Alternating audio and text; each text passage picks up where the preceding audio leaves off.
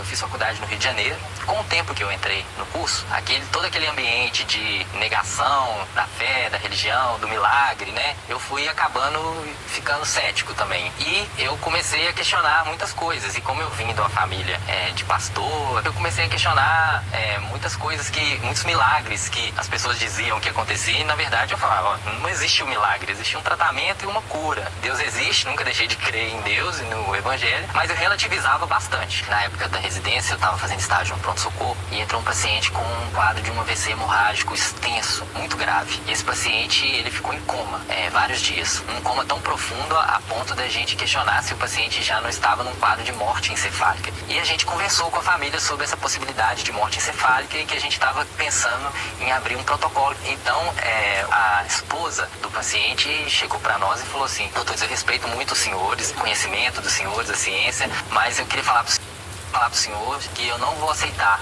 essa abertura de protocolo, porque ele não vai morrer, ele vai viver, porque lá na minha igreja eu estava lá numa campanha de oração com meu pastor e a gente orando, e Deus falou comigo na profecia de que ele ia sair daqui do hospital andando. Obviamente o meu professor, ele ficou com muita raiva e saiu pra lá nervoso. Eu continuei conversando com ela, argumentando que o quadro dele era muito grave, que as chances pra medicina e pra ciência eram nenhuma, né, e que a gente abriria o protocolo e a gente iria conversando com ela. Ela falou assim: os senhores podem fazer o que os senhores quiserem, porque vai acontecer, que Deus falou que vai acontecer. E a gente abriu o protocolo de morte encefálica, e nos exames, toda vez que a gente fazia o exame, o cérebro dele demonstrava alguma atividade muito pequena, mas nunca dava pra gente fechar o protocolo. E assim foram vários dias. E ela orava, e aí a gente dava sempre a mesma notícia pra ela, que não tinha reversão no quadro, e ela: não, eu respeito os senhores, mas ele vai viver. Um belo dia eu chego lá pra examinar esse paciente, e esse paciente, ele abriu os olhos. E tinha vários dias que ele não tinha nem...